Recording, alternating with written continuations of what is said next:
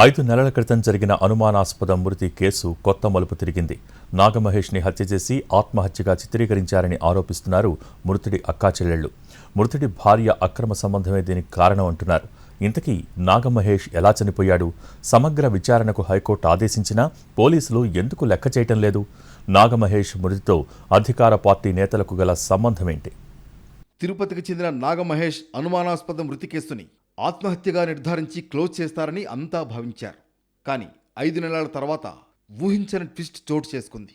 తమ సోదరుడిది ఆత్మహత్య కాదు, హత్య అంటున్నారు మృతుడి అక్కా చెల్లెళ్ళు. నాగమహేష్ భార్యే హత్య చేయించిందన్నది వాళ్ల అనుమానం. దీంతో నాగమహేష్ మృతి వెనుక ఏం జరిగిందనే చర్చ మొదలైంది. తిరుపతికి చెందిన నాగమహేష్ 13 ఏళ్ల క్రితం సాయి దుర్గా భవానిని ప్రేమించి పెళ్లి చేసుకున్నాడు. భార్యతో కలిసి బెజవాడలో ఉంటున్నాడు. గత ఫిబ్రవరి 4న నాగమహేష్ అనుమానాస్పద స్థితిలో చనిపోయాడు. దుర్గా భవానికి వివాహేతర సంబంధం ఉందని, అందువల్లే తమ తమ్ముణ్ణి చంపించిందని ఆరోపిస్తున్నారు మహేష్ సోదరి ప్రసన్న. చనిపోవడానికి ముందు రోజు మహేష్ తమతో ఫోన్లో మాట్లాడాడని చెబుతున్నారు. మరుసటి రోజు ఉదయం చనిపోయాడంటూ దుర్గా భవాని తండ్రి ఫోన్ చేశాడని అంటున్నారు. మీ తమ్ముడు ఉరేసుకుని చనిపోయాడనే ఒకే ఒక్క మాట చెప్పి ఫోన్ పెట్టేశాడని ఆవేదన వ్యక్తం చేస్తున్నారు ప్రసన్న. వాడే చేస్తాడు ఫ్రీగా ఉన్నప్పుడు. నాకు 3ంటికి ఫోన్ చేసి కరెక్ట్గా 1.5 minute నాతో మాట్లాడింది. అక్క ఇలాగ డబ్బులు ఇస్తా అంటున్నారు, క్యాష్గా ఇస్తా అంటున్నారు, ఏం చేయమంటాం? సరే తీసుకో, ఇంకా క్యాష్ అయితే ఏం చేస్తామన్నా. అంతే సార్, అదే లాస్ట్ మాట్లాడింది. కరెక్ట్గా 4వ తారీఖు 10ంటికి నాకు ఫోన్ వచ్చింది. అమ్మాయి వాళ్ళ ఫాదర్ ఫోన్ చేశారు. ఫాదర్ ఫోన్ చేసి మీ తమ్ముడు లేడు, చనిపోయి మీ తమ్ముడు ఊరేసుకుని ఉన్నాడు అన్న. మా తమ్ముడు ఊరేసుకోవడం ఏంటి, ఇప్పుడు ఎలా ఉన్నాడు అన్న. అంటే ఊరేసుకుంటే ఎలా ఉంటాడు, చచ్చిపోయాడు అని చెప్పి ఒకే నిమిషం అదే ఆ మాటే చెప్పడం, ఫోన్ పెట్టేశారు. అంతే, ఇంకేం మాట్లాడలేదు. నాకేం అర్థం కాలేదు, కాలు చేతులు ఆడలేదు. మా ఆయనకి ఫోన్ చేశాను, ఇలా అన్నారు, ఏం చేస్తున్నా నాకు అర్థం కావట్లేదు, ఒకసారి కనుక్కో అన్న అనేసి మా అన్నయ్యకి మా చెల్లికి అందరికి ఫోన్ చేశా. ఏం జరిగింది, మా అన్నయ్య అంటే కజిన్, మా పెద్దనాళ్ళ అబ్బాయి విజయవాడలో ఉంటారు అని ఇలా అన్నారు అనేసి అప్పటికి మా అన్నయ్యకి చెప్పి, మా అన్నయ్యకి 9:30కే చెప్పారంట. మన ఇంటికి వెళ్ళి చూసాడంట. ఇంటికి వెళ్ళి చూస్తే ఎవ్వరు లేరంట. మా తమ్ముడు అలా హ్యాంగ్ అయ్యి ఉన్నాడంట. అమ్మాయి అంటే ఇప్పుడు ఎవరైనా హస్బెండ్ చనిపోతే ఎలా ఉంటారు సార్, అమ్మాయి అలా వదిలేసేసి పోలీస్ స్టేషన్కి వెళ్ళింది. అమ్మాయి చెప్పడం ఏమంటే ఫస్ట్ వాళ్ళ లాయర్కి ఫోన్ చేసిందంట. లాయర్ పోలీస్ స్టేషన్కి ఇన్ఫార్మ్ చేయండి అన్నారంట. పోలీసులకు ఇన్ఫార్మ్ చేస్తే వాళ్ళ ఇంట్లో వాళ్ళకి ఇన్ఫార్మ్ చేయండి అన్నారంట. అందుకు ఆ తర్వాత మాకు ఇన్ఫర్మేషన్ ఇచ్చింది. వాళ్ళ లాయర్ గారితో మాట్లాడింది, వాళ్ళ పోలీసులకు మాట్లాడింది. వాళ్ళిద్దరితో మాట్లాడిన తర్వాత వాళ్ళ అక్క వాళ్ళకి చెప్పండి అంటే అప్పుడు మాకు ఫోన్ చేసి చెప్పింది. తమ సోదరుణ్ణి సుత్తితో కొట్టి చంపారని అంటున్నారు నాగమహేష్ సోదరి. కట్టేసి కొట్టినట్లు శరీరంపై గుర్తులు ఉన్నాయంటున్నారు. శరీరంపై తీవ్రమైన గాయాలు ఉన్నాయని ఆవేదన వ్యక్తం చేస్తున్నారు. పోలీసులకు ఫిర్యాదు చేసినా హత్య కోణంలో దర్యాప్తు చేయడం లేదని ఆవేదన వ్యక్తం చేస్తున్నారు ప్రసన్న. పోలీస్ స్టేషన్కి వెళ్ళి పోలీస్ స్టేషన్లో ఎఫ్ఐఆర్ ఫైల్ చేద్దామని చెప్పి మా అన్నయ్య వెళ్ళాడు సార్. వెళ్తే మా అన్నయ్య దగ్గర వాళ్ళు పోలీస్ స్టేషన్లో కంప్లైంట్ తీసుకోలేదు. మీరు ఓన్ బ్రదర్ కాదు కదా, మీ దగ్గర తీసుకోము, వాళ్ళ సిస్టర్స్ వస్తేనే తీసుకుంటాం అన్నారు. నేను చెల్లి ఇద్దరం తిరుపతిలోనే ఉంటాం.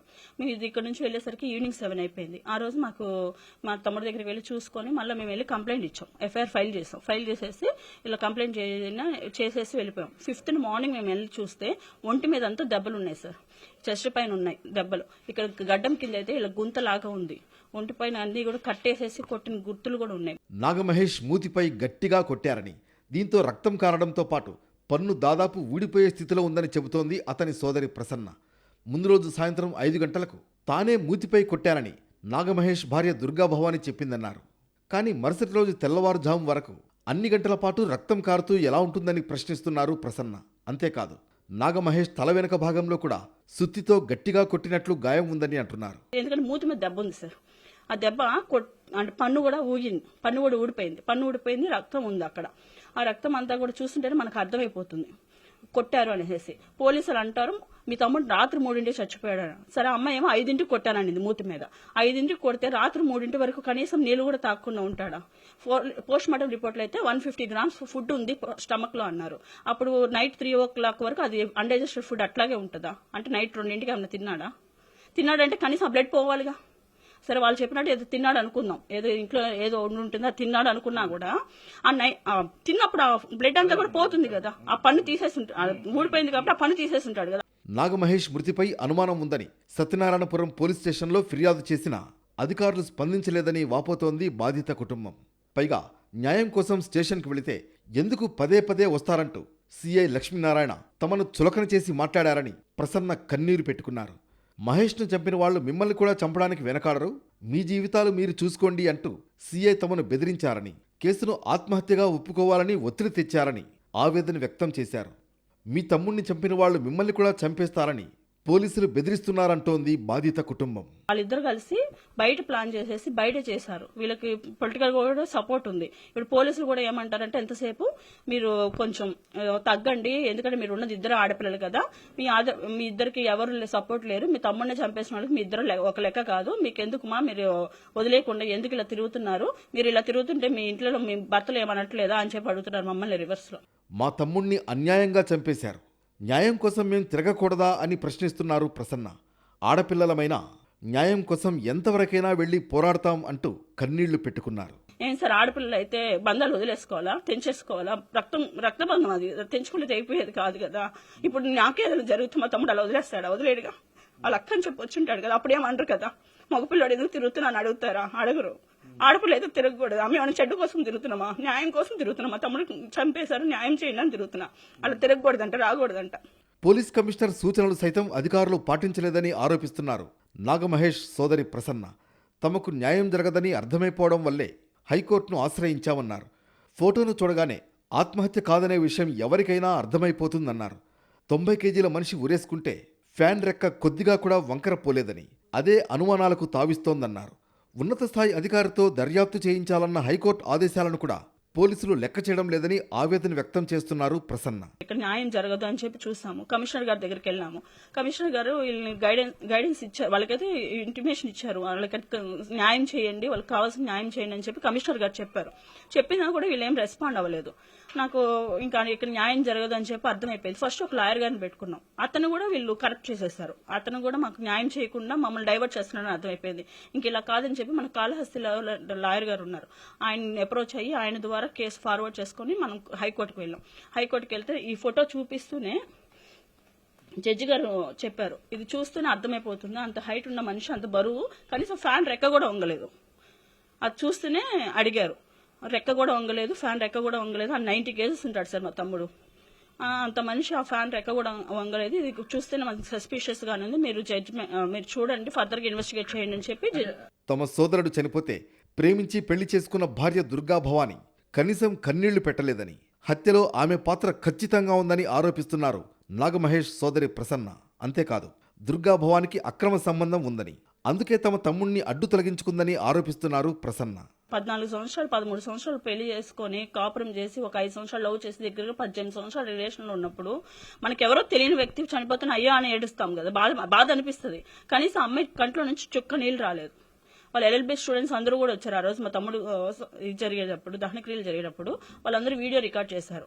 రికార్డ్ చేసేసి ఆ వీడియోలు నాకు షేర్ చేశారు. చూడక్క, అమ్మాయి కనీసం ఏడవలేదు, బాధపడలేదు అని. ఇల్లీగల్ ఎఫ్ఐఆర్ అని చెప్పి అనుకుంటున్నాం, లేదంటే ఎవరు కూడా అంత చేయరు. ఇల్లీగల్ ఎఫ్ఐఆర్ లేకుండా, సపోర్ట్ లేకుండా ఖచ్చితంగా ఇలా అయితే చేయరు. అమ్మాయికి మంచి బ్యాక్గ్రౌండ్ సెట్ చేసేసుకున్నాకే ఇలా చేసి. నాగమహేష్ పోస్ట్ మార్టం నివేదికకు పోలీసులు చెబుతున్న దానికి పొంతన కుదరడం లేదన్నారు మృతుడి సోదరి ప్రసన్న.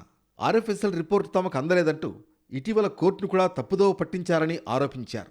మార్చిలోనే తమకు RFSL రిపోర్ట్ అందినట్లు చెబుతున్నారు ప్రసన్న. తమ తమ్ముణ్ణి, అతని భార్య సాయి దుర్గా భవాని, ఆమె వదిన కలిపి హత్య చేసి ఉంటారని అనుమానం వ్యక్తం చేస్తున్నారు ప్రసన్న. వాళ్ళు చెప్పేదానికి, ఈ పోస్ట్ మార్టం రిపోర్ట్ కి అక్కడ కనపడేదానికి ఏది కూడా పొంతనే ఉండదు. ఇప్పుడు కూడా మన కోర్టు ఆర్డర్ ఇచ్చింది, ఆర్డర్ ఇస్తే కూడా మన 18వ తారీఖు జరిగింది. ఆ రోజు కూడా వీళ్ళు మన ఇది RFSL రిపోర్ట్ రాలేదు అని చెప్పారు కోర్టుకి. కానీ నాకు RFSL రిపోర్ట్ మార్చిలోనే ఇచ్చారు. సాయి దుర్గా భవాని, ఆమె పైన వాళ్ళ వదిన పైన అనుమానం సార్. LLB చదివిన తమ సోదరుడు ఆత్మహత్య చేసుకునేంత పిరికివాడు కాదంటోంది మృతుడి సోదరి ప్రసన్న. మా తమ్ముడికి న్యాయ వ్యవస్థపై అపార నమ్మకం ఉండేదని, అతని కోసమే తాము ఇప్పుడు పోరాటం చేస్తున్నామంటున్నారు. ఎందుకు చంపారు, ఎలా చంపారు, ఎవరు చంపారు, అది మాకు కావాలని పోరాడుతున్నాం సార్. అంటే ప్రపంచానికి తెలియాలి కదా, చచ్చిపోయాడు అంటే పిరికోడు అని అర్థం. మా తమ్ముడు చచ్చిపోయేంత పిరికోడు కాదు.